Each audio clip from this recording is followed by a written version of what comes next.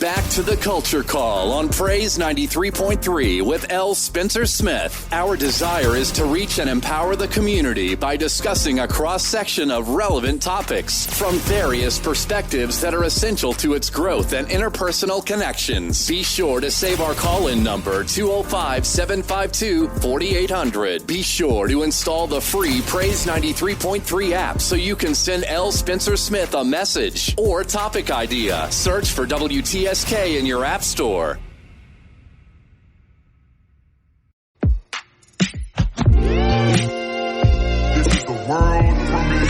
Great morning, great morning, great morning, precious people. Yes, you know what time it is. Welcome to the Culture Call with L. Spencer Smith right here on Praise 93.3 FM. It is the place, where Tuscaloosa meets the world. And for the next 2 hours, that's right, from 10 a.m. to 12 p.m., I'm excited to talk to you a little bit about everything from society to sports, education to economics, from religion to relationships. And of course, we are here to create a safe space to have empowering and provocative conversation, sometimes controversial. Yeah, we're here to talk a little bit about it all. And guess what? You can call in or you can chat it up and be a part of the show right here on the Culture Call. Listen, as I do every morning, and you should have it already done by now, I need you to go to your app store on your smart device. That's what I need you to do. I need you to go in your app store on your smart device and download the Praise 93.3 FM free 99 app. That's right, on your Apple or your Android device,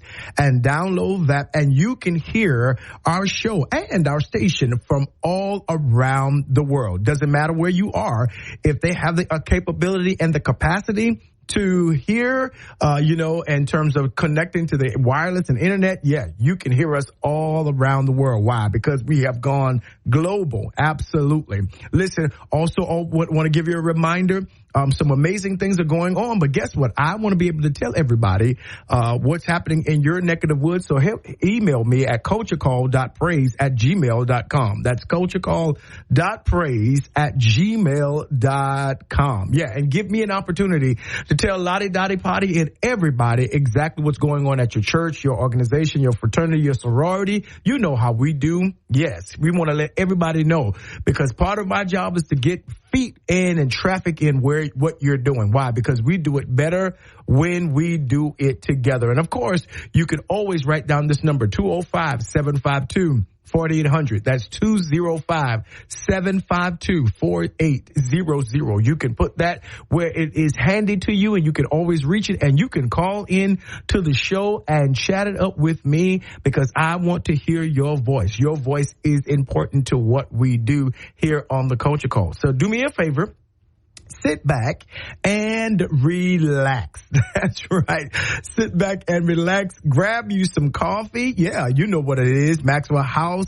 And somebody said, why you don't say Folgers? Okay, Maxwell House, Folgers. Of course I'm going to say, and Starbucks. Y'all know my favorite.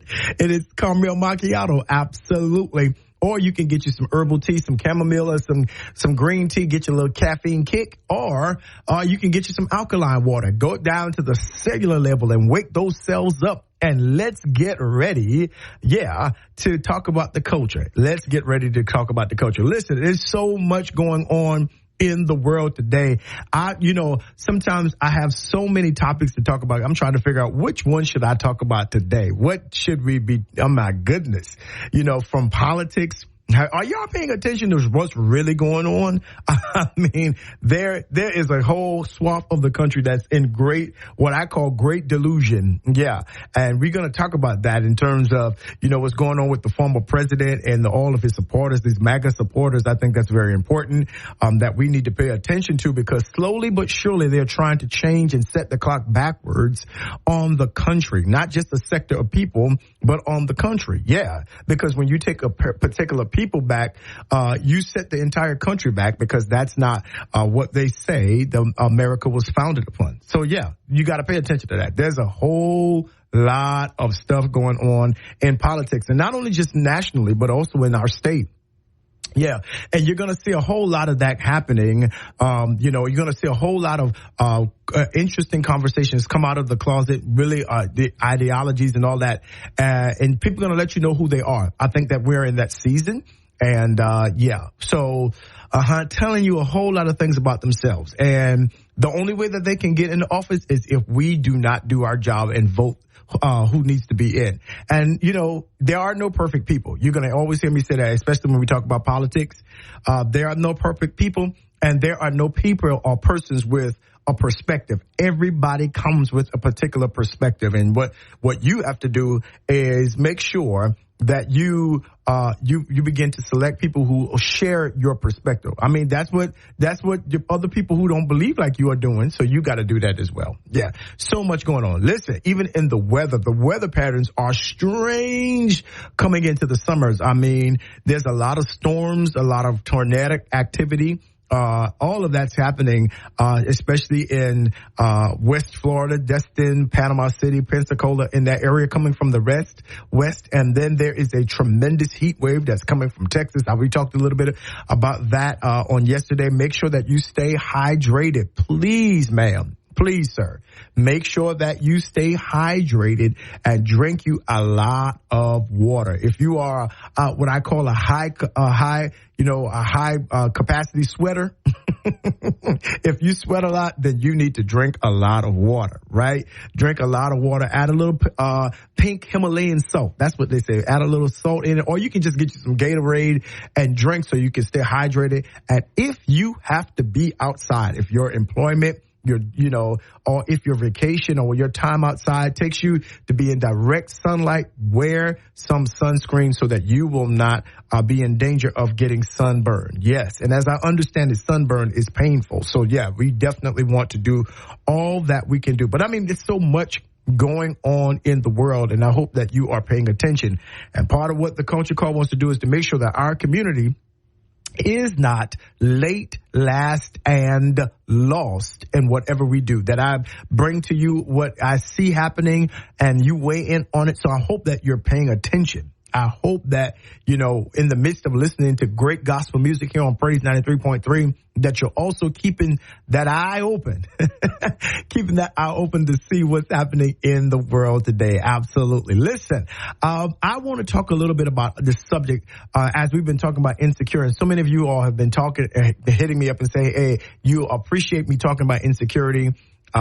You've never heard it described like that. That's perfectly fine. That is what we want to do, to make sure that you are abreast on all of the things that are going on, as best as we can. And talking about insecurity and getting out of the shadows and presenting the best of who you are to the world, that you were not created to live in obscurity. You were not created to live under the foot or under the bushel of anyone, but God has created you to be on a candlestick and to let your light so shine. Yeah. And here it is. He says, before men. Yeah, that's that prepositional phrase, before men. Well, where do I let it shine? Before men, right? So that they can do what? See, you are the light that will help men see. Well, I thought Jesus was the light. Jesus said, ye are the light of the world. A city that sitteth on a hill cannot be hid, right? And so you and I have the responsibility to just shine. This little light of mine, I'm not even sure that it's just a little light. I'm believing that God has given us a high capacity wattage in terms of who we are, in terms of our purpose and our destinies and what we are assigned to do here on planet Earth, and that we will walk in confidence and we will walk in boldness and we will walk in courage to be exactly who God has called us to be. Right. And so we wanted to take some time out, just to kind of inform you that, give you a trumpet sound. Come on out of obscurity. Come on out of the graves where nobody can see you, and out of the tombs where nobody's looking at you. No, you bring something to the table, right? We want to make sure of that. In that same conversation, though, we're not talking about insecurity, because I'm going to assume, there you go. I'm going to assume that we have been effective in bringing you out of insecurity. But I want to talk to all of us in our community, and I hope that my friends and all of you who call in consistently, that you're listening today, because I want to have a conversation about one word, capacity. Capacity, CAPACITY. I want to talk about your ability and your initiative to create change where you are, right? That each and every one of us have been given something by God to influence the world, to make an impact on the world. No pun intended. I know that's my church, but yeah, that's the whole idea, that you and I have been given life, health, strength, breath, and blood to go out into the world and create this whole energy and release this moment that people will forever be impacted, right? That your name, my name, will go down in history, you know? And as we talk about the book, as we look at the text, whenever I say the book or the text, you know I'm talking about the Bible, right? So when I look at that, you know, part of the promise, that we love to say that we are Abraham's children, heirs according to the promise of God, right? We love to say that. But one of the things that he said about Abraham, especially in Genesis chapter number 12, was that I'm going to make your name great. And through you, here's what he says, and through you, all of the families of the earth will be blessed. What does that mean? That those who are a part of Abraham's DNA, whether that be natural and or spiritual through faith, we are given to create and to be such a catalytic blessing, such a force in the earth, that we are able to be a blessing to every family of the earth, that to every person that we meet, we are to be positively influencing them, right? And I think that's important. But one of the things that we need to understand is that each and every one of us have been given a capacity to do that, have been given a volume, have been given an assignment. You know, if we're looking at the text, folks say the anointing. And here is one of the things that I might already be in my centering moment, because my centering moment is about move it or lose it. Move it or lose it. That God has gifted us with all of these great things. And it's not necessarily just insecurity that kind of holds us back. And it's not just how we kind of view ourselves. But I don't know if we really understand the importance of who we are in every place that we are.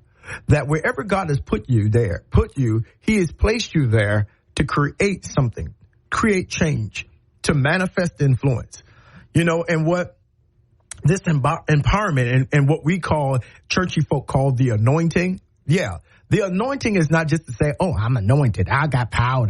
No. That the anointing or power or energy or however you want to say it has itinerary and intention connected to it. Let me say this again, that every investment of God has intention. He meant to give you what he gave you, and itinerary. He also sent you somewhere to do what he intended for you to do.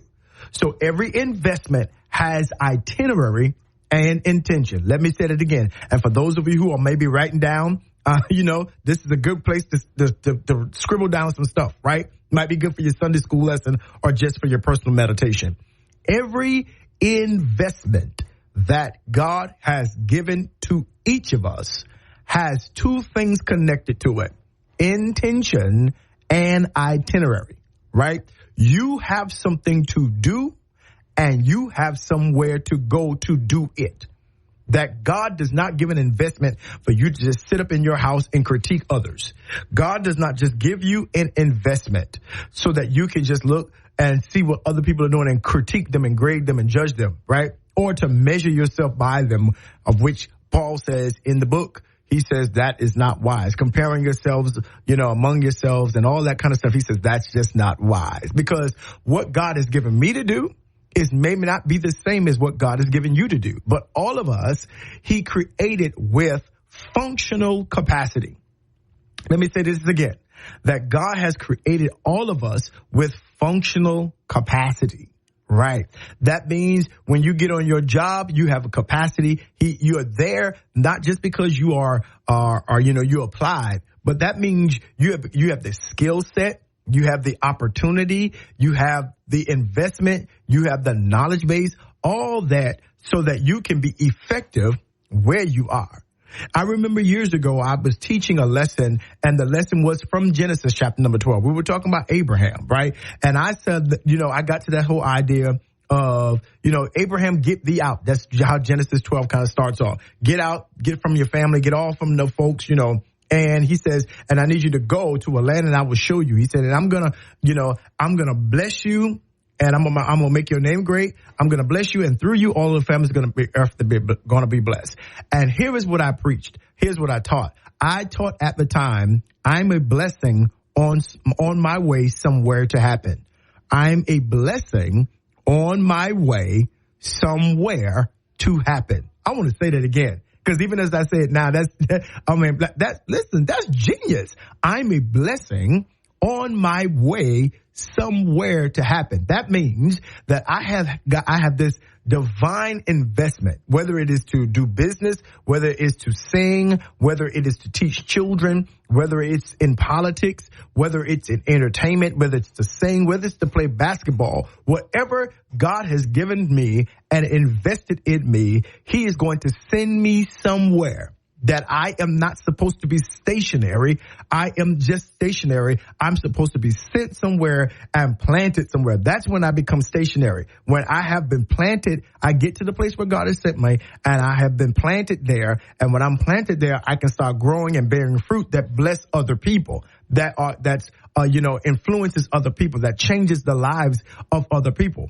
But I'm not just sitting there and not doing anything and just telling everybody how powerful I am, how wonderful I am. Who cares? Who cares about how wonderful and how powerful you are if you ain't doing anything? If nobody knows what you are doing, right? See, here's the deal. That you've got to start moving what God has placed on the inside of you. And I'm not talking about getting it out of you in terms of not doing it, but I'm talking about moving with it. That everything that God has given you, every gift, every talent, every wisdom, he has put you in a place and sent you somewhere. See, you think you just got hired at Mercedes. No, you were sent there. You think you were just sent to Central Elementary, Central High. No. You just got the job. No, you were sent there. Yeah, you think that you just got a job at DCH to make you some money. No, ma'am. No, sir. You were sent there. If the text is true, and I believe it is, that our steps are ordered by the Lord, right? That he knows the way that we take, right? Then that means a lot of places that we discount, a lot of places where we think that our presence doesn't matter. A lot of places where you're just sitting there, not actualizing and not unfolding what he's placed in the reservoir of your capacity. You're just looking at things die when you got life in you. You're looking at things fall apart when you are the glue that's supposed to hold together. Yeah. But no, he's not just arbitrarily giving you things just so you can get into the company of people and say, I got X, I got Y, I got Z. Come on. No, that's not why he's doing that. That he has literally given you and deposited those things inside of you to let you know that, yes, number one, I am actually invested in your life, that God is in me, invested in my life. But number two, and most importantly, I've given you that so you never arrive any place that I send you empty-handed. So one of the things you've got to begin to tell yourself every day, I woke up this morning and I'm not empty-handed. Do you hear me? I am not empty-handed. Because here's what I understand, that whether you move it or you use it, or you're going to lose it, right? Just like in the parable of the talents, that the one that got it, had it, that one talent, he didn't even have a lot. He didn't have as many as anybody else, and he wasn't being measured by anyone else. He was being measured, here's what the text says, by his own capacity, by his several ability. You're not being measured by what, L. Spencer Smith is doing. I'm not being measured by what you're doing. See, here's the deal. You ain't got to like me, and I don't have to like you, but we got to do what we've been called to do. Everybody doesn't agree with me. Everybody's not going to agree with you. Yeah, that's the fact. I don't agree with everybody. But guess what? If they believe that they've been given something divinely to do by God, then I want you to do it. Because guess what? If what I've been given is divinely given and invested by God, then guess what's going to happen? We're going to come around to some space of agreement, because all of the things that God has given each of us are going to one day agree. is going to come into the capacity of agreeing with one another, because we're going to see how we fit into the plan of making a difference and making a change in this world. My brothers, my sister, you got a thing inside of you, and if you don't use it and if you don't move with it, you're going to lose it. If you don't go and do what you're supposed to do, and not wait on anybody, because one of the things we're going to be talking about is releasing and developing and releasing initiative. That's right, initiative. That if somebody's got to beat you and threaten you and warn you all the time just to be able to do what you are called to do, then there is a problem. There is that is so problematic. So problematic when you know what you've been given to do, but you just won't do it because ain't nobody asked me, ain't nobody told me. And then it's always those kinds of people. Yeah, I'm talking about you, ma'am. I'm talking about you, sir. Always those kinds of people tell me, nobody's overlooking me. Ain't nobody want to ask me to do that. Well, if you know to do it, tell somebody you know to do it. Be a part of a team. Use your initiative and get it done. You're waiting for somebody to ask you. Come on. Your ego don't need that. You really don't. Don't need it. You know, one of the things that I've learned early on is that, listen, if you don't use what you have, then God's not going to take what's yours. Yeah, he's not just going to take, but he's going to give it to somebody else. You ever been in church? I come from one of those churches where we used to do testimony service. Yeah. And, you have a song in your heart, but you just don't want to get up and sing it. You got a song in your heart. No, I'm just not going to sing it. And then you like, I'm not going to sing it. And that thing kept nagging at you. And then then you see somebody else pop up and they sing the exact same song you were going to sing. Right? Yeah, that's just an indicator. You might shrug that off, but that is an indicator that, guess what? If you don't do it, somebody else can sing. If you don't want to work with the children, somebody else will. If you don't want to mentor the youth, somebody else will. Yeah. If you don't want to, if you don't want to give, somebody else. See, here's the deal. Here's what we need to understand. It is an ultimate honor to be a part of God's creative plan as it unfolds throughout the ages. That you and I were born in the time we were supposed to be born. I used to love to hear my mom and dad talk about old stories and the things that they went through. And it would be so, I'm like, man, ain't no way. They grew up in a time where, they called them boy and girl. And they grew up in a time when they had colored water fountains and colored bathrooms. And they were born in a time, where they couldn't vote and, all of these kinds of things. And they would tell us about those things. They would tell us about how policemen would sick dogs on them and blow water hoses on them while they were in college in the early 60s. And I'm sitting there, and in your mind, you're sitting there thinking with your 2000 mind when they would tell us you're thinking with your present mind, like, I wish they would. I bet I wouldn't. Yes, you would have. You know what I'm saying? I wouldn't have taken that. Yeah. Okay. All right. Yeah. See, God knows when to bring us. You're speaking from the perspective of your time to their time. But they did what their time was. They were born in the 1940s. There is no way that I could even have the capacity to think about what I would have done at that time, because I don't even have that kind of capacity. I wasn't sent by God for that time. So instead of talking about what you would and or wouldn't do, I learned just to be a reservoir, just to be an empty container to receive all of the wisdom and how they shaped opportunity for me and my brothers to be who we are today. Right? See, it's easy to judge somebody else when it's not your time or when it's not your thing. But I've learned in church a wonderful hymn. It's a part of a hymn that I really love. And it's the second stanza of it. And it says, to serve the present age, my calling to fulfill. Right? That is, isn't that a stanza? Y'all, that's a verse right there. That's bars. Like the young folks say, that's bars for real. To serve the present age. it's my calling to fulfill. In other words, my time is now. Whenever God, put me in this earth, it's my time for as long as he puts me there. And my job is to work. My job is to use all of the capacity. My job is to use the investment in the place and in the direction that he's given to me. You remember, again, investment has initiative or intention rather, and itinerary. I need to use it for what he gave it to me for, where he gave it to me to do it, right? I did not have Tuscaloosa, Alabama on my mind in 1996. I did not. And I met a beautiful girl on the steps of the Foster Tanner Music Building. We were in choir rehearsal, and I met her. And she was from Tuscaloosa, Alabama. I had absolutely no clue that day that God was directing my steps to this city.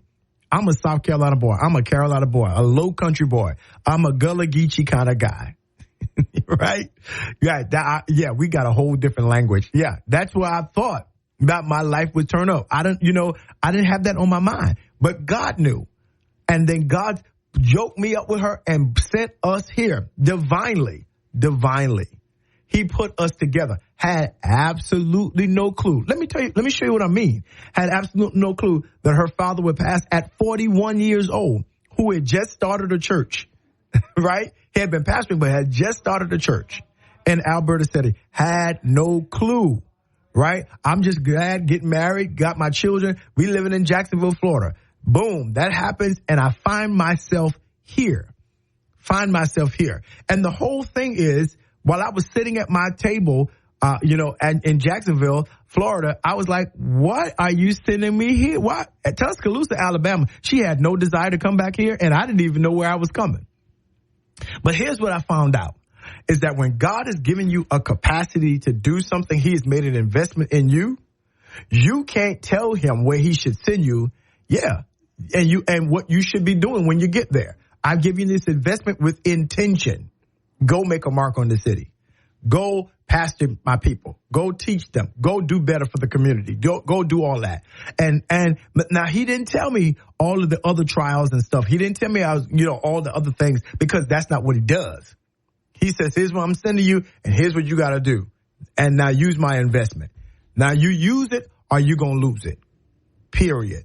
And I want to encourage in each of you today, we're going to talk about this thing, about you and I have been given a particular capacity to do great things.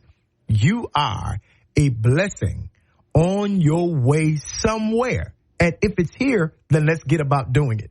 You're a blessing on your way somewhere to happen. Yeah, it's time for you to happen. You've been living age, but what have you done? Yeah. It's appointed unto man once to be born, and it's appointed unto man once to die, right?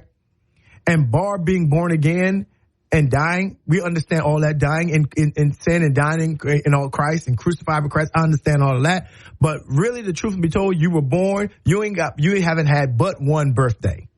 I mean, you celebrate the anniversary of that one birthday, right? And one day, you and I are going to leave here. And the question is what are you doing in the dash? What are you doing how are you making a difference in this world? You know what? Because if you don't use it and you don't move it, you're going to lose it. And that is the simple facts. Listen, this is the Culture Call with L. Spencer Smith. What a centering moment right here on Praise 93.3. We've got an exciting Wednesday. Today, we're going to be talking about capacity and initiative. You got to get up and do something. You got to get up and do what you've been created to do. Listen, we've got so much in store. Go ahead and get you some more water, some more coffee or tea, and keep it right here, and don't miss it. This is the world premiere. And family, we are back right here on the Culture Call with L. Spencer Smith on Praise 93.3. FM on this wonderful, wonderful Wednesday morning. Aren't you glad to be alive? That's right. Get up and move around, turn around, spin around, do whatever you got to do. This is a great day to be alive. It's hot. Yes, it is. My goodness. It is extremely warm. And we've been telling you and cautioning you, and I'm going to do that until you listen to me. Don't go out there dehydrated, please. Keep you, and not soda, not anything sweet. Keep you some water or a hydration drink somewhere around you so that you can make sure that you stay hydrated in this heat, in this predicted triple-digit heat wave that we're getting ready to go through, right? At the top of July. And y'all know we're not even in mid-July, nowhere near August, where it really gets hot here in Tuscaloosa. And we're all around the country. So definitely we need you to stay up on that, right? And wear your sunscreen. Listen, we are having an amazing morning talking about just capacity and initiative and getting us ready to go, getting us, stirring us up and making sure that we are energetic about what our assignments are and who we are in the world. I don't know about you, but I am glad to be me. Stop right there. I am glad to be me. I am not envious of anyone, because everybody has their own skill set, has their own capability, and has their own capacity. I am glad to be me. Are you glad to be you? You should be glad to be you.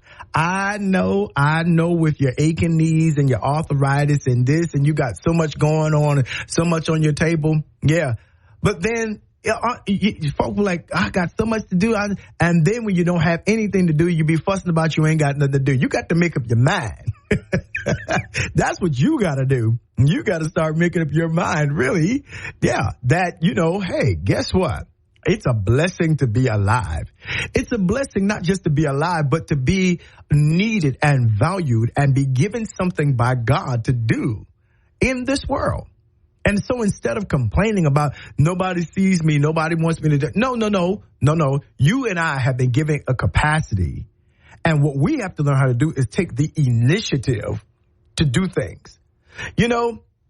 Let me just do let me switch a little quickly and do a little theological talk for just a moment, right? And then, because again, I try hard not to wax biblical, because it's what I do for a living, but I know how to, switch, speak, and all this kind of thing. I know how to speak in tongues, various tongues, right?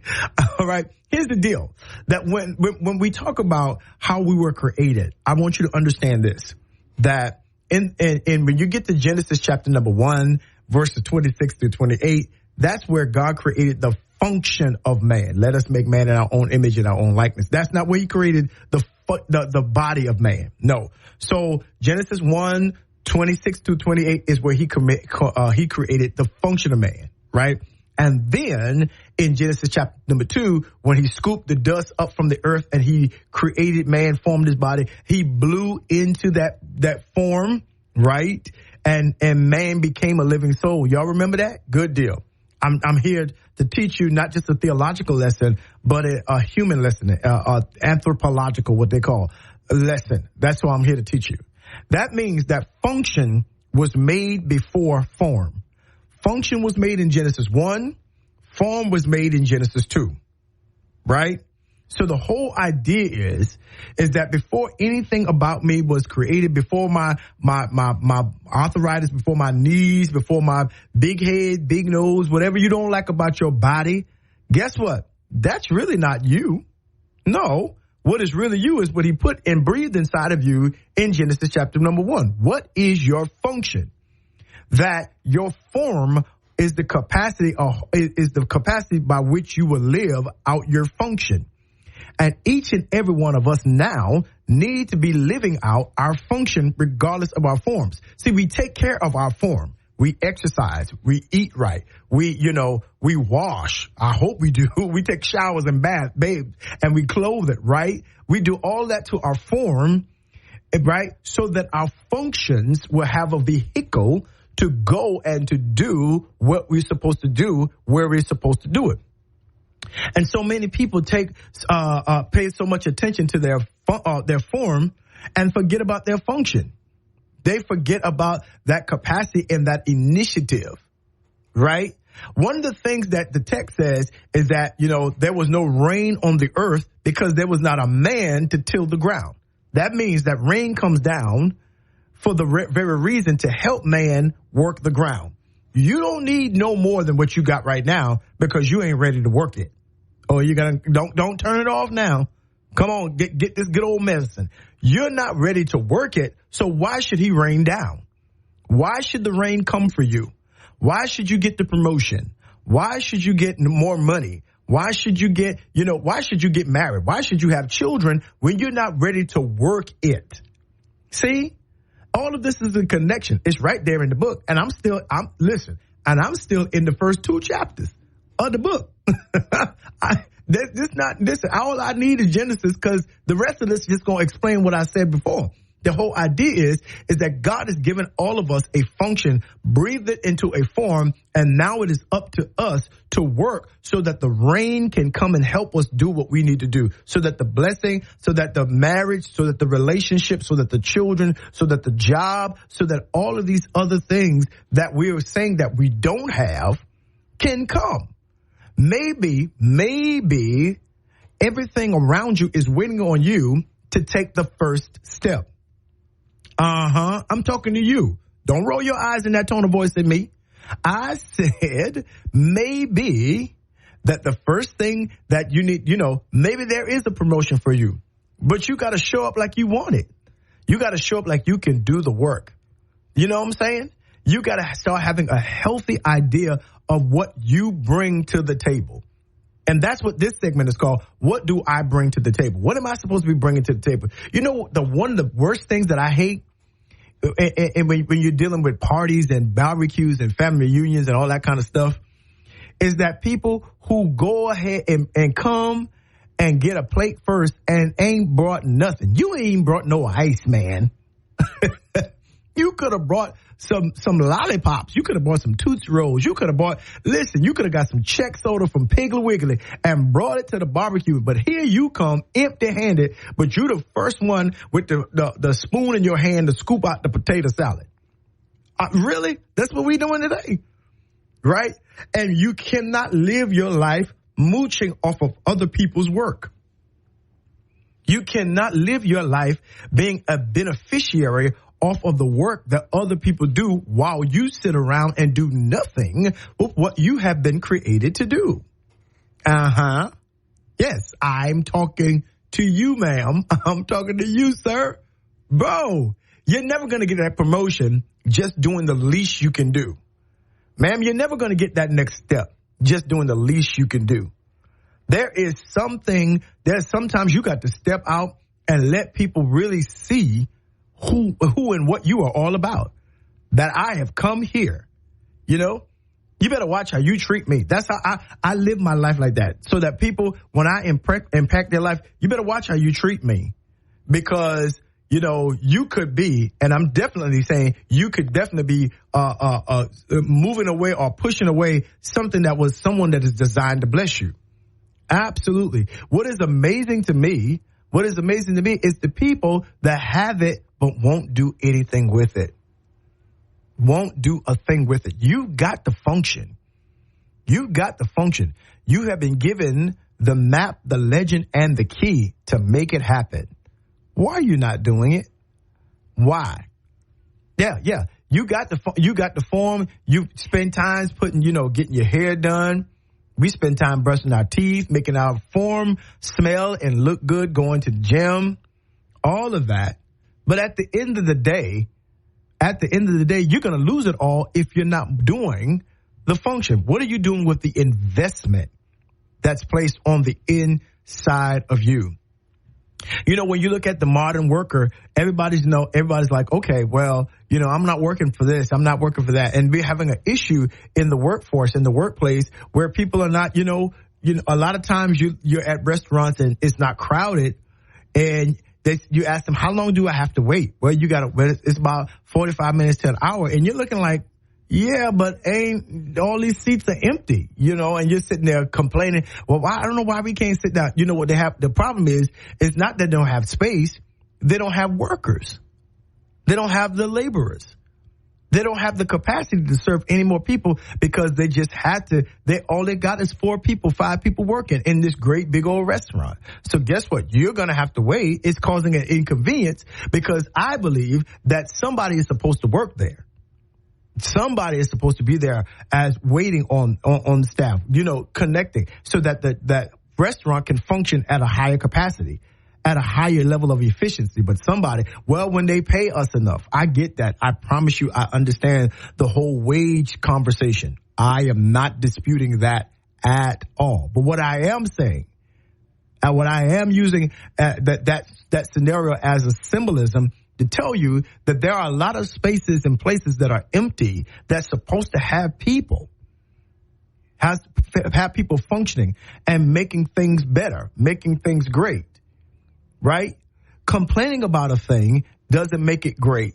Complaining outwardly says that there is something negatively happening in your world. Let me say that again.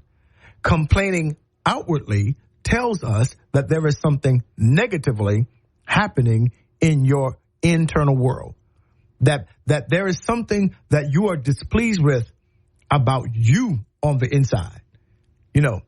One of the things that my dad taught me early on is that, listen, you never complain about something that you have the capacity to change. Ooh, ain't that bars? Ain't that something right there?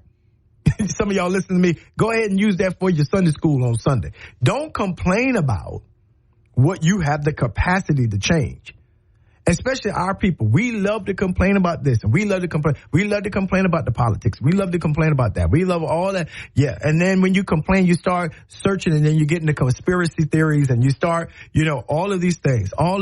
But you should never complain about what you have the capacity to change.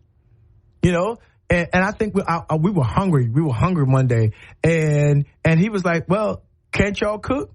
Yeah. Is there stuff in the refrigerator? Yeah.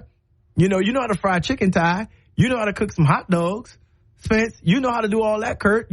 So why are you complaining that you're hungry when there's food in the refrigerator and watch this, and you know how to cook? Yeah, that part. Because you wanted somebody else to do it for you. Isn't that a life lesson?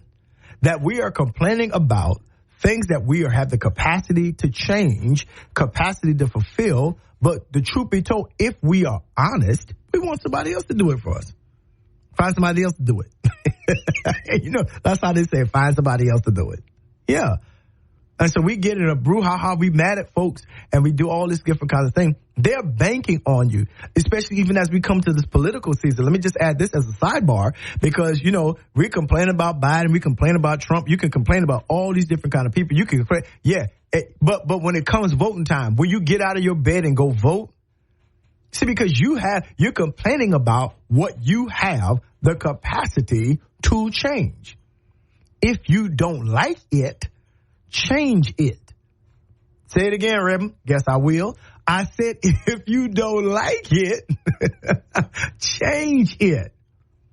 You don't like your shoes not being untied? No. Can you tie your shoes? Yes. Then guess what? You are complaining as a victim of your own capacity and initiative to change your circumstance and situation. Period.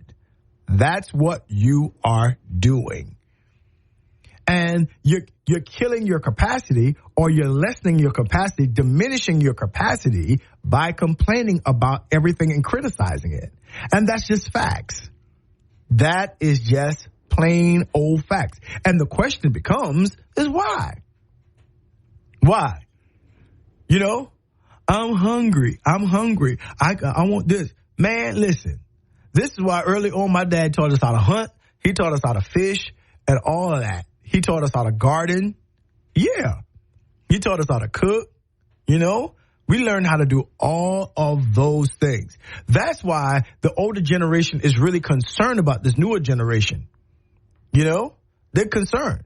Because if there anything ever happens to the food supply, to the grocery store, to Walmart, can you survive? If you're so used to everybody else doing something for you and you never take the initiative to do it, for yourself, People get hired, for who they are. They get fired, right? Or better yet, they get hired for what they can do, but they get fired for who they are, because what we find out is who they are is so far disconnected from what they can do. Yeah. You got hired because I saw that you could do all these things, but your personality, your initiative is off. One of the things I hate, and I said it on social media today, and I was trying to figure out some understanding, and we're going to talk about it in the next hour, is how come how come all these people, they want to be, I want to be a part of the team. You don't overlook me. Yeah. Do you need help in this? Yeah. And then they get on a part of the team and then they do nothing. They take no initiative. You know, I'm a business owner. I'm a pastor. I travel the country a lot. I'm like, I'm not just someone that just sits up in my office every day or on the radio just waiting for something to happen. No, I have a lot of things going on. I'm in seminary, all these different kinds of stuff, get my doctorate, all these different kinds of things that are going on.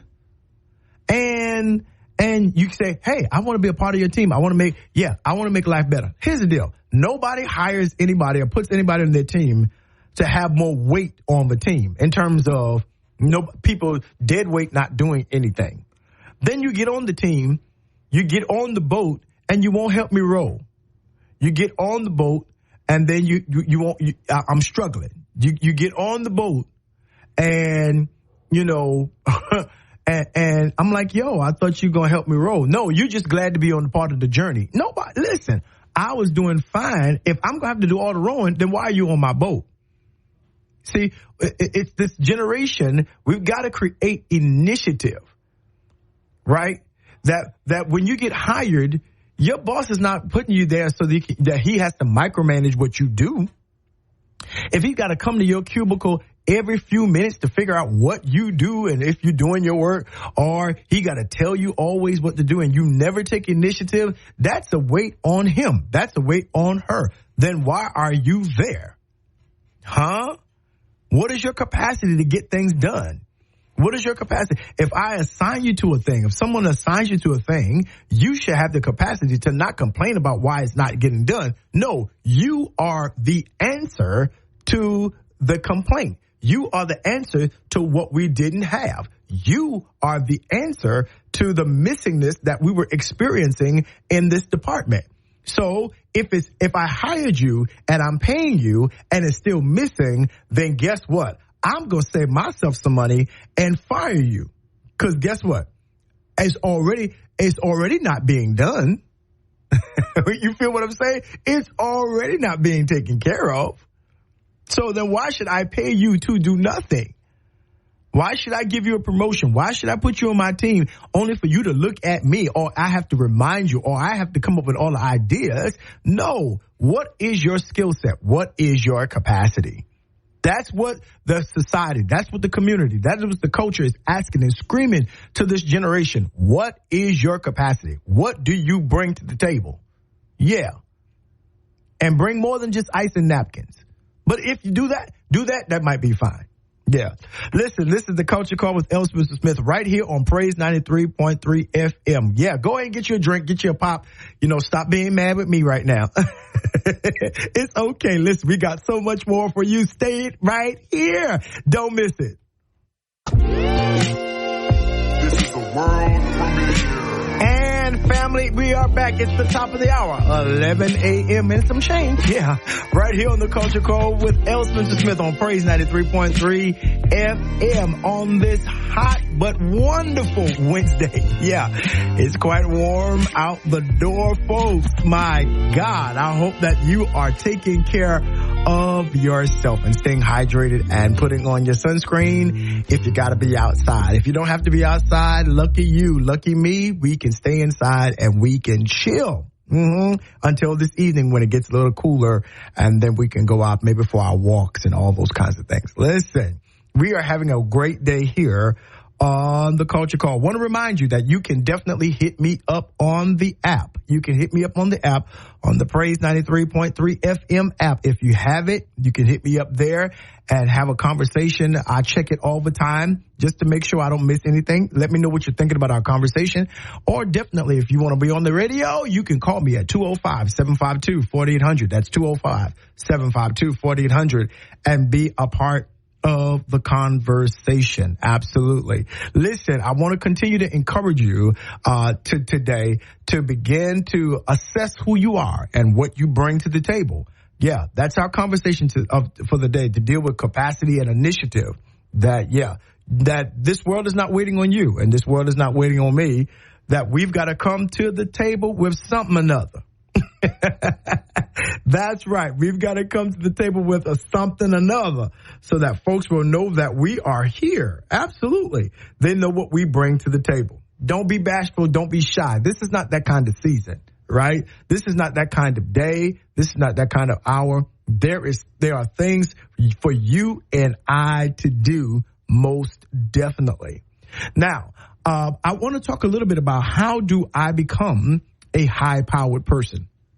How do I become a person that actualizes capacity and initiative? Because I got to give you some answers on this hour. I want to make sure that we bring some solutions to you. You know, one of the things that I always I start off with when I deal with people and deal with leaders and deal with those who are, you know, looking to really fulfill their purpose and their destiny and assignment is that I have to get them, first of all, to acknowledge what they believe that they have been invested in or empowered to do, right? That you cannot be clueless about what you have the capacity, what your skill set is. You cannot be one that doesn't know. And if you come to me and say, well, I don't know what I'm supposed to do, then our conversation really is over. We really don't have a conversation to have yet, right?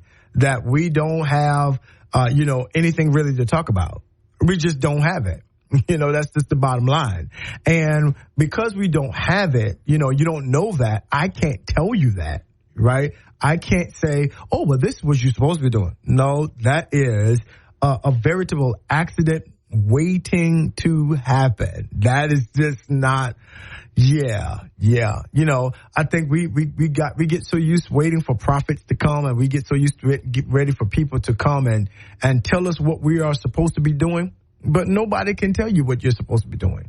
Nobody can say to you, hey, I think this is, what your assignment is. No, each and every one of us have to discover. One of the things that I was working on getting my PhD. I'm in that process, getting my master's, then I'm getting my PhD. And talking to one of my doctor professors who are, I'm in that I'm in that whole space of time looking at, what I'm thinking about doing my thesis and, doing my dissertation. There it is, my dissertation on. And one of the things that he said to me, he said, well, I can't tell you what you can do it on. He says, I need you to sit with yourself and I need you to think about what most interests you, what most empowers you. And really, one of my doctor friends said, what can you write, watch this, 80,000 words about with no problem? But that you wouldn't mind doing the research, you wouldn't mind doing the work of writing 80,000 words about. I said, wow, okay. And in other words, they couldn't do that work for me. That they could encourage me to go and get my PhD. They can encourage me and, help me out in schools, and they can write me letters, and they can be, advisors, and they can be, talking box and those people who I can speak to help me on that journey. But what they cannot do is give me the initiative and give me what to do in those specific places. And I think sometimes we cripple ourselves because, hey, we just don't know what we are here to do. Now, here's the deal, and here's the facts of the matter. Y'all ready? Okay, good. When you are a child or a teenager, that's a good excuse. But once you begin in your adult age and you begin paying bills and the agency for your life is predicated upon your decisions, then you not knowing is not a good excuse. You not knowing what you are to do what you're supposed to be doing, or what your desires are, or what you bring to the table, or what would get you up in the morning. You know, what you wouldn't have a problem doing. That it's work, but it's really not work because it's just really what I really want to be doing. That I'm getting paid for something that I enjoy, or, you know, this is the kind of capacity that I have. Then if you're not functioning in that, yeah, this whole world is going to pass you by because nobody's going to stop. Nobody's going to just stop and define who you are. And I don't think that's what you really want. So one of the first things that I tell people is you have to you have to decide, you have to determine, you have to discern, you have to oftentimes decipher, figure it out, discover really what you are supposed to be doing. What God is not clueless in why he sent you here. Let me say that again. God is not clueless in why he sent you here. And it says if you lack that kind of wisdom, you really can ask him, right? If you lack that kind of understanding about who you are, I promise you, you're not going to get it, and you shouldn't want to get it from anybody else.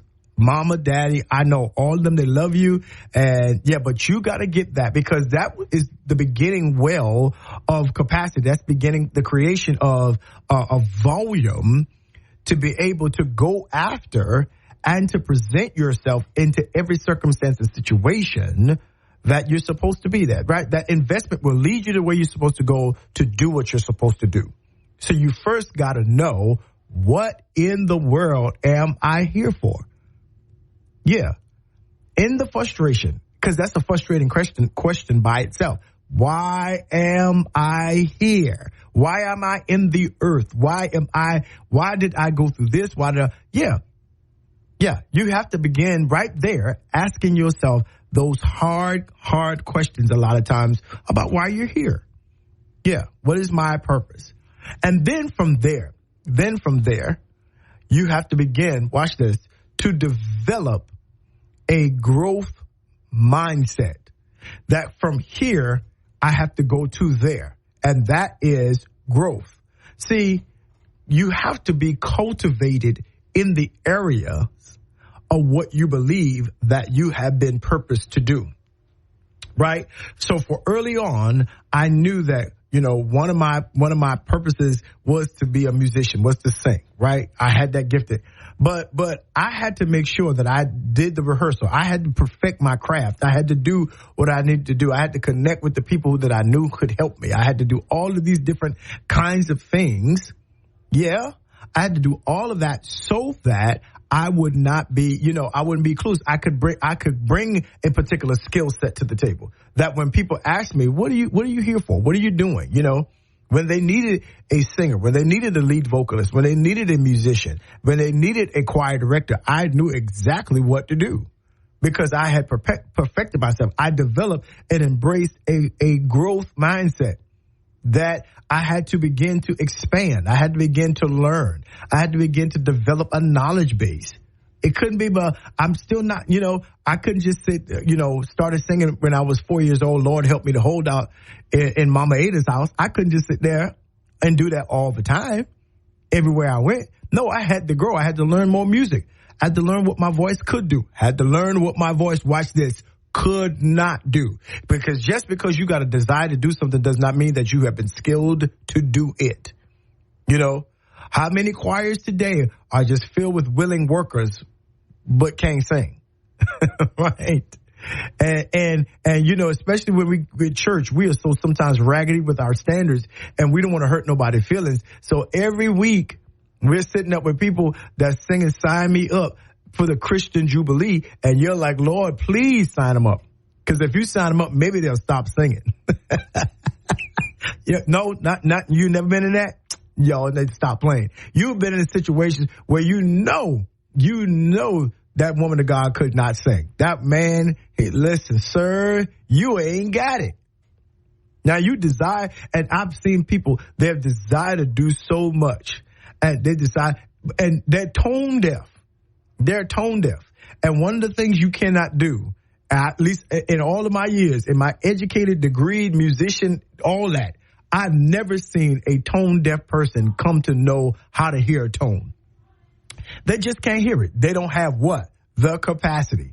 but they have a whole lot of initiative because they always want to sing the song. But no, that's not what we're talking about. We're talking about having the capacity and gaining and growing into the initiative. That the more you have that growth mindset, the more that you develop your new skills, the more that you see and move beyond your fear, the more that you move beyond your resistance, the more that you mature, the more that you are given opportunity to exercise, guess what? The better you will become. That's what I'm talking about. Embracing a growth mindset. You got to do that. That once you figure out what I'm supposed to be doing, if you're supposed to be riding horses and you really feel a tremendous yield and a tremendous joy in riding horses, and you started off at 3, no, from 3 you got to learn how to ride different horses. You got to learn how to do different things with the saddle. You got to learn how to feed the horse. There's so much you got to learn to do in order to take that thing to the next level. See, maybe the thing that's hindering you from going to the next level is that you've not really developed a growth mindset to learn what you don't know how to do. No one knows how to do everything. They don't. When I started preaching at 18, I knew that I was called. I knew that I was gifted, but I never just wanted to rely on because my family was full of preachers. I wanted to know that I knew for myself. And once I got that knowledge, I started developing, started reading books, started to listen to others, started asking questions.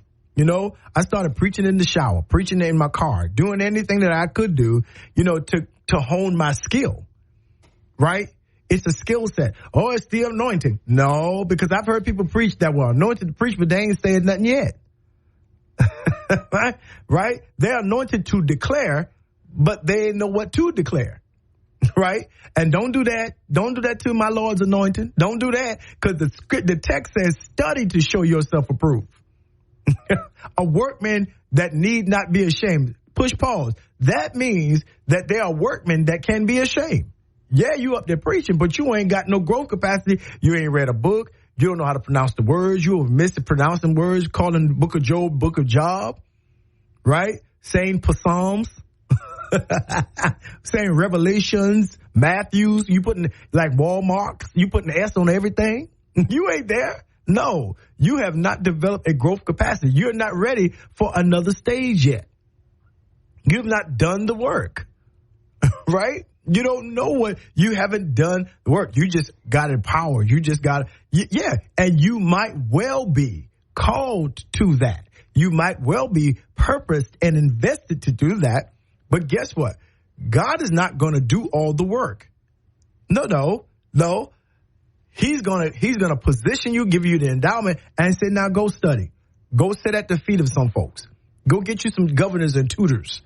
Do all of that good work. Yeah. Do that. Learn how to be a master at your craft. Absolutely. Become this and become that. Yeah. You learn how to cook and bake cakes when you were in your teenage years. Now you're trying to open a business, but you can't do the same kind of cake. You can't do it the same way. Hopefully you've grown.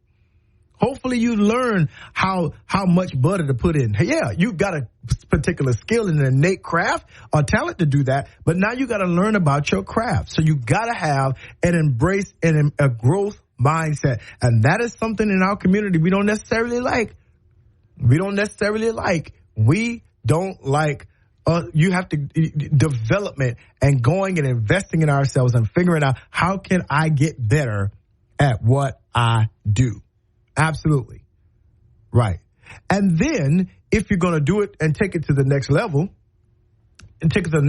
you have to develop and cultivate, watch this, resilience. Yeah, you got to be able to do that. Now, why is that important? Resilience important. I'm glad that you asked me because I want to answer that question. Resilience is important because guess what? You ready? Ready? Drum roll, please. Everybody, you ready? Sit on the edge of your seat because here we go. Sometimes we are going to fail. Wow. Sometimes we are going to mess up. Yeah. Sometimes our plans and the way that we set it out is not going to work. Right? And so we have to cultivate resilience. We got to have that BBA, bounce back ability. We got to say, yeah, yesterday I messed up. You know, I was talking online today, this morning before I got on the show. And yeah, we were talking about that. We got to, I was like, yo, and one of the posters said, you know, on my live, they said, well, people don't want to do it because they're afraid to mess up. Well, if you're afraid to mess up, then you're not going to ever do anything in life because you're going to make a mistake. That is what I call the paralysis of perfection. You are paralyzed because you think that every time you do it, it's going to be perfect. And that is not so. You know, you're not going to, no. Messing up, making mistakes, not hitting your mark is essential into your capacity, into growing your capacity and understanding about initiative. It's important because if you can fail and start again, what failure does is teach you what not to do, right? Or teach you that what you did it in the wrong order, that you did the right thing, but at the wrong time. Failure teaches you about timing. And so you do have to create resilience, the ability to bounce back, from setbacks and adapt to the change that you need to make, right? You got to say, hey, you messed up. You know, there are times where I've been singing, my voice cracked, I misanticipated the note. You know, it came out a little flat, came out a little sharp. You know, I came out too early, said the verse too early. I had to figure out how to get out of it. There are times when, you know, when I did what I did, and I know I can sing, but I stunk up the joint. I stunk up the joint. It was terrible. And I knew it was. I messed up. But that wasn't me to say, oh, I'm going to stop singing today. I ain't singing no more. Because that's kind of where folks get, I ain't going to do this again. No, absolutely not. It's all a part of the journey. You got to develop BBA, bounce back ability, right? You got to develop it. I've seen it happen to the most professional of singers. You know, the other night on the BET Awards, I know you saints would listen to the BET Awards, but I know some of you did, right? And a singer. Now, who can sing like Patti LaBelle? Nobody. If only you knew all of those things, you know, all that. All of those things. That woman can sing. But she got up doing the tribute to Tina Turner, and she was singing the song out of key. The legend, Patti LaBelle. Huh? Yeah, I got a new attitude, Patti LaBelle. That I'm talking about, yeah. And she messed up. You think she ain't gonna do no more concerts? Whatever. You think she ain't gonna sing no more? Please. You know, you think that she gonna be overly embarrassed because folks were just chiming in, blah, blah. Folks who couldn't even sing. I'm like, listen, you don't even have the storied career of Patti LaBelle to even talk about her singing a song. Patti is almost 80 years old, if she's not 80. For her to still be on the stage looking like how she looked on that level, singing in front of all those younger people who have probably don't even know any of her discography, giving a tribute to songs that she don't sing, couldn't see the words because the woman is almost 80 years old. And I have been in front of those monitors. They move those monitors so fast and those words are so small. And so she's trying to look at that and all of that, and she messed up. You think she's not going to sing again? You know, because of all her critics. Oh, Patti. And it will be the folks. Now watch this. This is why you got to create resilience. Because there will be the folks that never say anything good about every time you aced it. Every time you hit the mark. Every time you hit your target. It will be the folks that never congratulated you that will be the ones that criticize you. Talk up in here on this here culture call, L. Right. It will be the folks who don't have your CD. It will be the folks that can't tell you the first verse of any of your songs. They don't even know your story to career. They don't know Voulez-vous coucher à la soir. They don't know none of that. All of that. But the first time they see you mess up and hear you mess up, right? A Tina Turner song, not even your song, right? They'll be like, this shit, I think it's time for her to retire. You ain't got out the gate doing what you do yet. That's just like folks. And if you don't develop and cultivate resilience, you will allow their complaining to cancel your career. You will allow their criticism to stop you from doing what you know you are called to do. Absolutely. Absolutely. There have been times where I've been up preaching and the sermon to me wasn't coming together. To me, it was just like, yeah, this point not getting across like how I had it in my mind. I preached this point in my shower and the folks ain't doing nothing right now. I'm experiencing crickets and all this other kind of stuff. Yeah. So then there's that. Yeah. And I mean, it just was what it was. I couldn't complain about it and all those kinds of things. But hey, I had to come back. I had to come back and get it together. And preach the same message again. And then when I preached it again, guess what? It communicated. It did what I had envisioned it to do. It went exactly to where God wanted to go and bless many people. That's when you develop resilience. You're not always going to get it right. Who am I talking to? And here's the next one. Here's why you got to cultivate resilience, because you have to develop self-awareness. You got to know when you stunk up the joint. Don't be saying, man, I slammed the house and you didn't. Don't be saying that. Absolutely not. That's so funny. Oh, man, I had the crowd. No, you didn't. No, you did not. You have to be self-aware. You have to be self-aware and say, guess what? Yeah, this is not the way this was supposed to go. I didn't do my best. No, absolutely not. Some of you can't tell the truth like that. Oh, I can. I'm like, yo, this was crapola today. You got to be able to do that. You have got to be able to be self-aware. You got to develop resilience, yes, but then you got to be self-aware. And you got to know that, yeah, I didn't hit it right. My goodness, I messed the whole verse up. There were songs that I wrote that I missed the entire verse of the song I wrote. I forgot it stood up there, and I'm like, yo, my goodness. And now what I do have a capacity to do is make up words on the spot because I'm a songwriter. But at the time, I'm standing up there nervous. I'm like, oh, my God. I was on the McDonald's, I think it was the Celebration of Gospel 2 years ago. And I was singing my song, The Cross Alone. And Donald Lawrence was sitting out in the audience. This group was in the back, and I think we were taping. And I literally forgot the words. I was like, oh, my God. I don't know what to do. For the life of me, y'all, for the life of me, I was like, what in the world? L. Spencer Smith. You should know the words of the song you wrote, but I couldn't think of it. And so I made up words on the spot. And after the taping was over, Donald came up to me and said, that was not the words to your song. He's like, I know the words. That's not the words. I said, yeah, man, I stunk up the joint. He said, don't worry about it. We couldn't tell. But I knew I was self-aware. Beloved, listen to me, y'all. Ma'am, sir, boy, girl, whoever you are, bro, sis, you have to be self-aware.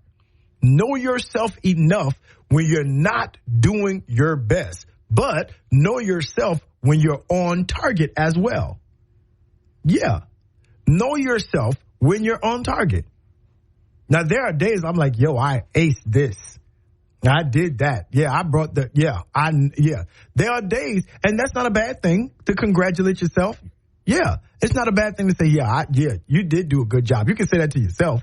And you can say those things to encourage yourself and not be arrogant and not be conceited. Yeah, because I ain't putting nobody else down. I'm just telling myself, boy, you did the darn thing. That hard work, that practice paid off. But then you also have to be self-aware on those days that, yeah, you should have practiced that a little bit more. And then when you hit those days, be resilient. Get back up. Try again.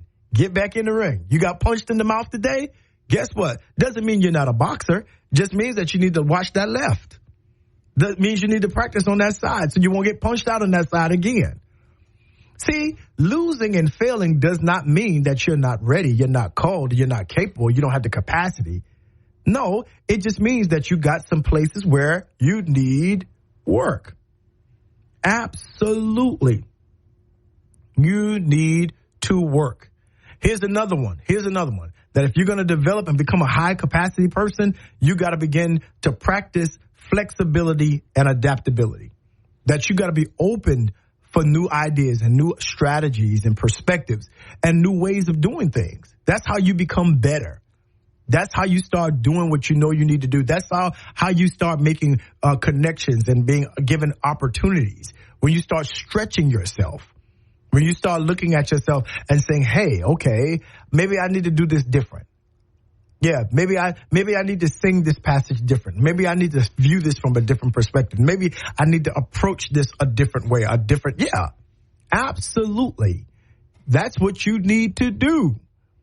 You need to practice flexibility, because who says your way is the only way? I didn't say it wasn't a right way, but what if it's one of many ways that are right? Maybe in this season, you might need to change your technique. You might need to change your method. You know, you might need to change how you're approaching the whole idea, right? Maybe you need to adjust your plans, and maybe you need to re-strategize, you know? Maybe the times have changed. Maybe the audience has changed. Maybe their appetite has changed. And it's okay to say, yeah, we need to do something new. Yeah. You know, for the fall, I'm thinking about some of the things that I want to change for the culture call. I'm thinking about certain ideas. I'm thinking about, certain, marketing and advertisements and all these different, because I want to make the show better so that more people will learn, more people can hear, more people will gain attention, right? Yeah, I want to be able to do that. So I have to be flexible and adaptable. I got to listen to other people, because I worked in the music industry and the radio industry a while. I listen to people who've been in it, and they tell me, hey, here's what you need to do. Here's the XYZ. Here's what this is. Yeah, take no audience for granted. That's why I don't ever take you all for granted, because if you're listening to me, I appreciate you, because that's a part of it all. But we want to expand and become flexible to make it better, right? And so that's important. You've got to do all of that in order to become a high capacity, high initiative kind of person. Listen. This is the Culture Call with L. Spencer Smith right here on Praise 93.3. It's a fantastic day. I've got so much more to talk about, but I need you to go ahead and get rehydrated. Stay right here. Don't miss it. This is the world premiere.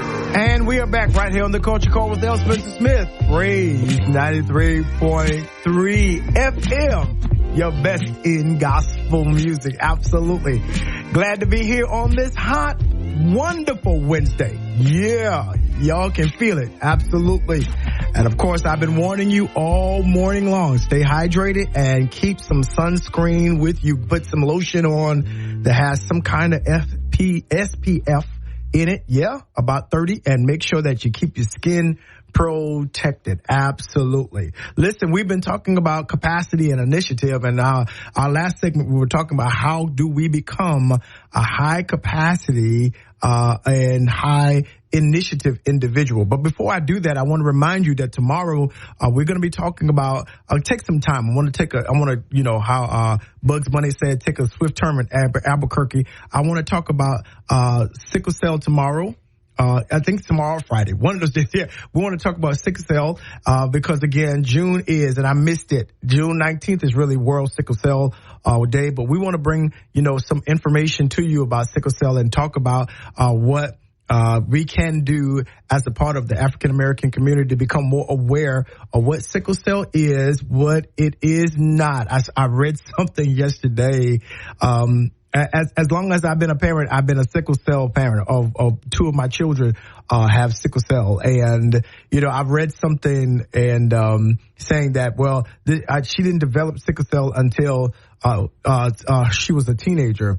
she caught it from someone. And the person who had sickle cell was like, no, she didn't catch it from anybody. She had it. I'm sure she had it since she was born. She's like, no, she caught it. Yeah. So that's just, you think you can catch it and you cannot. It is not a communicable infectious disease. So we need to shine the light on with regards to sickle cell. I thought it was laughable, but when I really put my mind and wrapped my mind around it, I was like, oh, that's sad. And so we want to make sure that we do our very best to make sure that our community knows about sickle cell.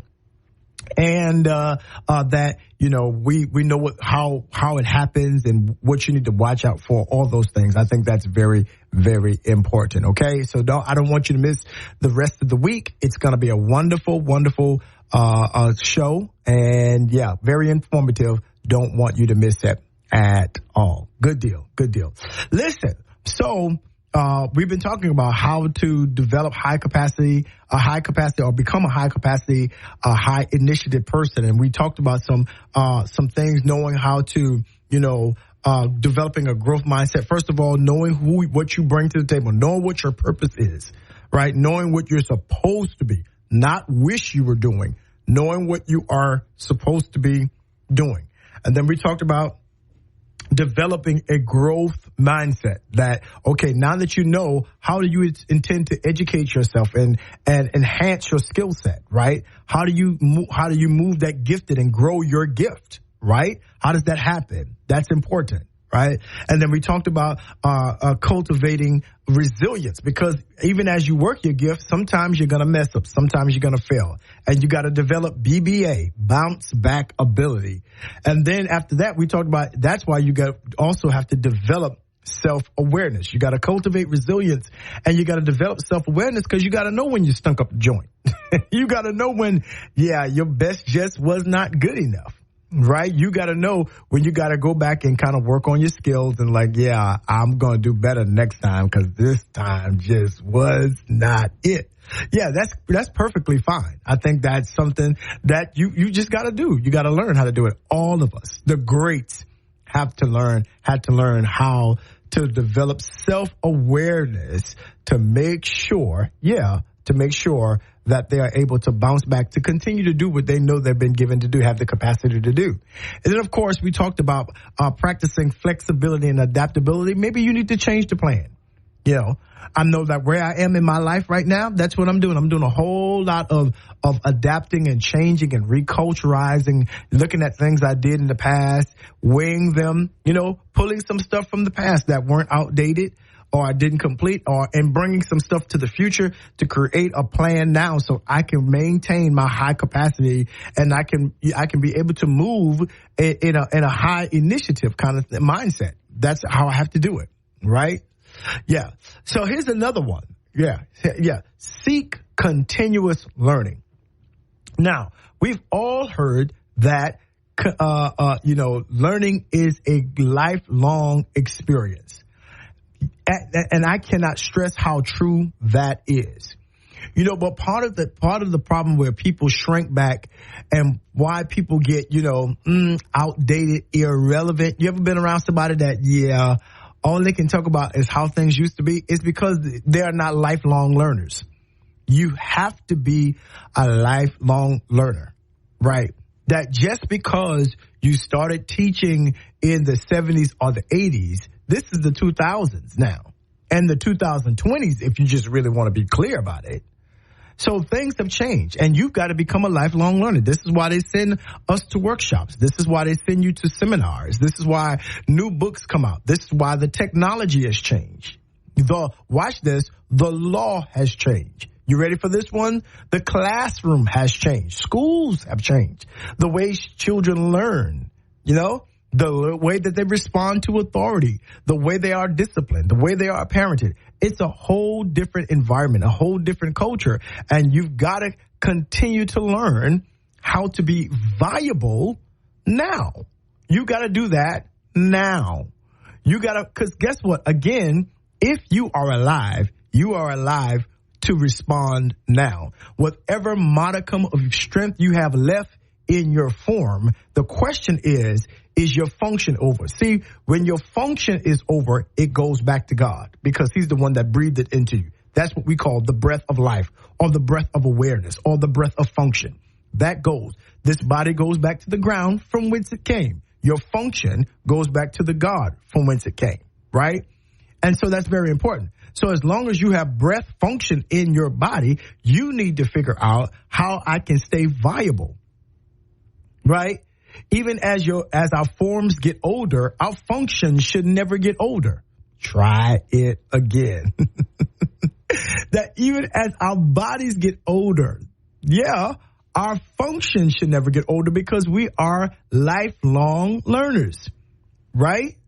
That it's not too late to go back and get a degree. It's not too late to go get a certification. It's not too late to get a mentor in an area where you want to be better in. It's not too late to take a class. It's not. Yeah, I know you thinking you're looking at the calendar. You're looking at the wrong thing. Yeah, time going to take care of itself. I promise you. Time is going to take care of yourself. Time is not your friend. It ain't going to stop while you making your decision. It is not. Time is not going to stop while you figure out what you going to do. Are you mad? I don't want to do this no more because the kids don't do that. They didn't do that. We did this in the 60s. Hey, come closer. Hey, come close to the mic. Turn your radio up. Turn your phone up. It's not the 60s anymore. Do you really understand that, right? The 60s are 60 years ago, right? So if you plan to stay viable now, if you plan to stay, active and be able to be a person of high capacity and high initiative, then you got to find out what's going on today. TODAY. That's what you got to learn how to do. You got to learn how to do that. You got to learn how to innovate. You got to learn how to renovate. You got to learn how to refreshen up some things about you. Yes, you can use some skill sets from the past. You can bring that. Yeah, you can do all that.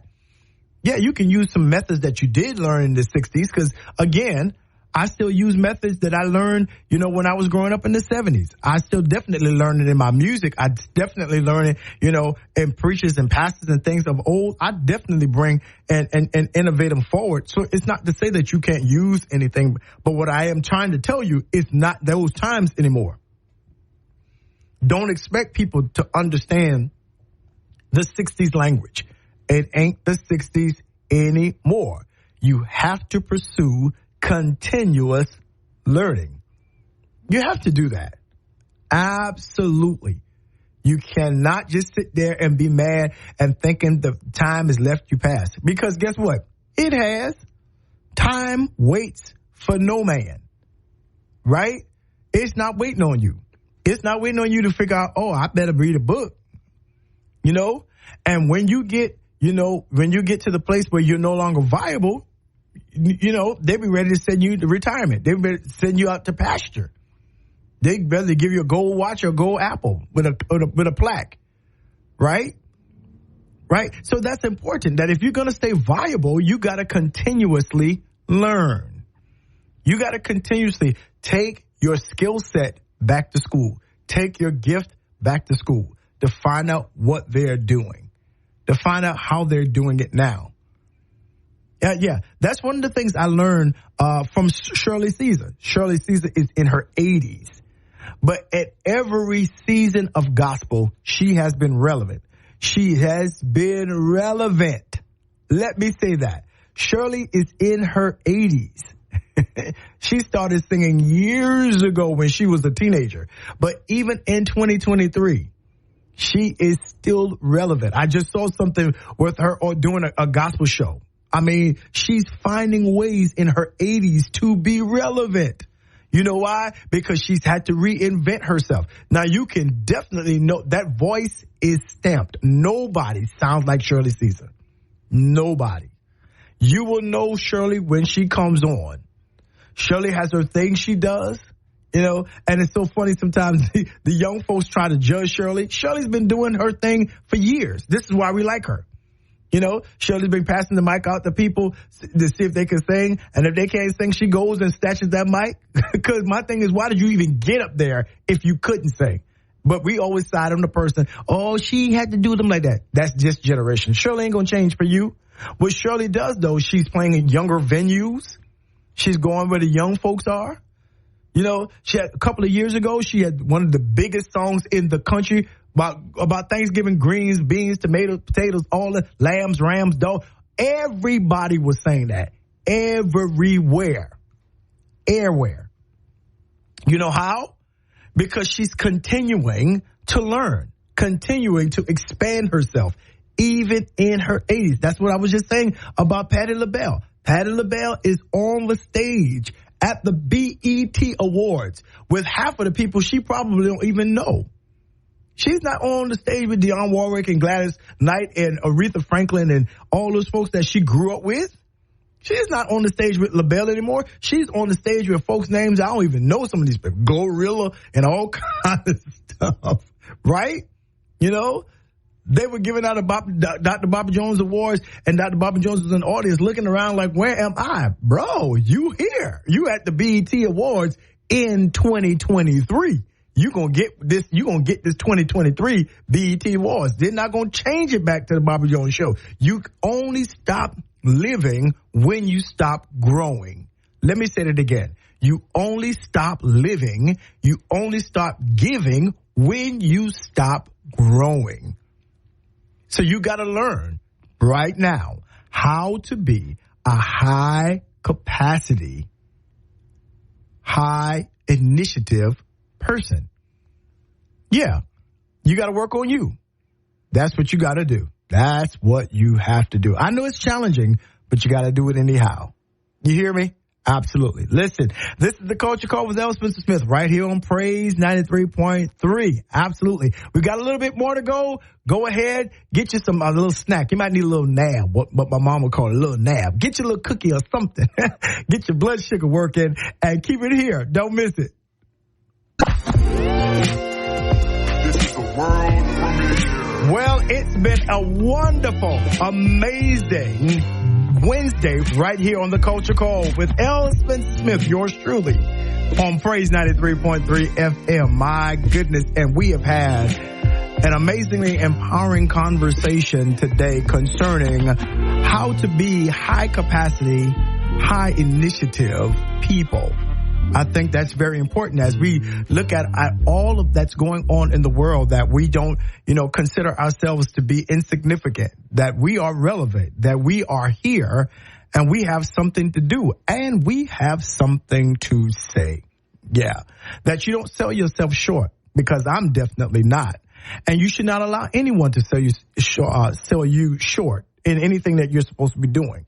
But you've got to learn how to develop that kind of growth capacity and that resilience, that BBA, that bounce back ability. You've got to learn how to view yourself in the light of, hey, I know what I've come to do and I'm going to get better at doing it. Yeah. You got to keep that continuing education mindset that, hey, I got to learn what's going on in the now, because guess what? The world is changing every day. Man, I wish you could really understand how passionate I want you and I to become about that the world is changing every day. Leadership looks different. Time looks different. Shopping is different. Food is different. Every place we turn around, it looks different. And whether you're living in the city or the rural areas, if you're not paying attention, you're going to be late. Yeah, last and lost, because things are changing. My dear friend, let me tell you something. You can be a part of shaping the change, or you can just simply be a part of experiencing the change and getting swept up with the things changing without your voice being heard and your mark not being made. I want to say something that I started off with on this particular show, and that is you are a blessing on your way somewhere to happen. Yeah, let me reiterate that. You are a blessing on your way somewhere to happen. That you have been invested and with a tremendous gift, a tremendous energy, a tremendous power. And it's not to hide it. Come from under those bushels. I told you yesterday, and I'm telling you it again today. Set that light on a candlestick so that it can give light to the whole community, to the whole house. Yeah, that you are the one that can change your family name. You are the one that can break those limitations, those ceilings off of your family. If you would just move into your capacity and take the initiative. Listen, as my grandmama and my mama always said at the end of every phone call, I love you a bushel, I love you a peck, and I love you a hug around the neck. Listen, this is L. Spencer Smith, yours truly, right here on The Culture Call. Praise 93.3 FM signing off. Remember, stay hydrated. That's right. Put you some sunscreen on and enjoy your beautiful Wednesday. Until tomorrow, peace.